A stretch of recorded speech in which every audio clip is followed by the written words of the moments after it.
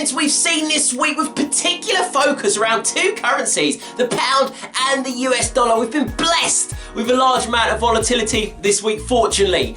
Starting off in the UK, in the early part of the week, we did see some negative data in the form of inflation. Again, guys, rising to 2.9% from the previous 2.7%. As we know, concerns are continuing to surround the inflation picture with prices rising drastically, and it's something the Bank of England are really receiving a lot of pressure from externally for them to raise rates in order to try and cool inflation and bring down these prices.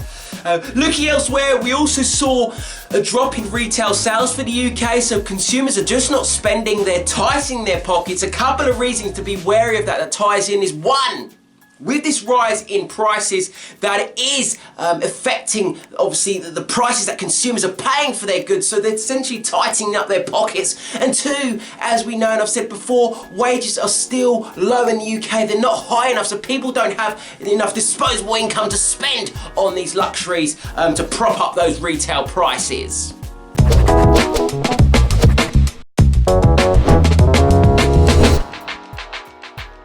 Looking at the Bank of England then, as expected, keeping all policy unchanged. However, what the surprise was now 3 members actually voting for a hike in rates, presumably obviously to try and cool inflation. However, Carney and the rest of the members still wanting to keep rates low and capped for the time being, because guys, economic conditions do not warrant them to do so at the moment. There's still a lot of delicate times for the UK with the political instability currently, the Brexit negotiations, which we're tired of hearing about, and also wages are low, growth is still lackluster, so there's a lot at the moment weighing in favour of keeping rates unchanged for the time being and not rushing to change those at all.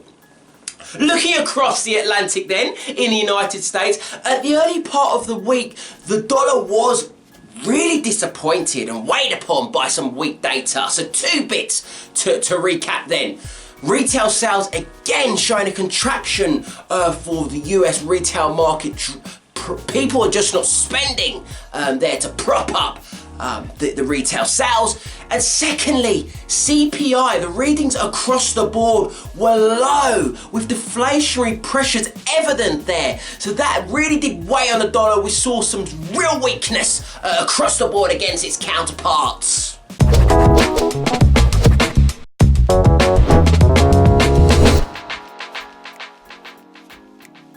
Looking at the Federal Reserve, now they did hike by 25 basis points as largely expected and priced in by the markets.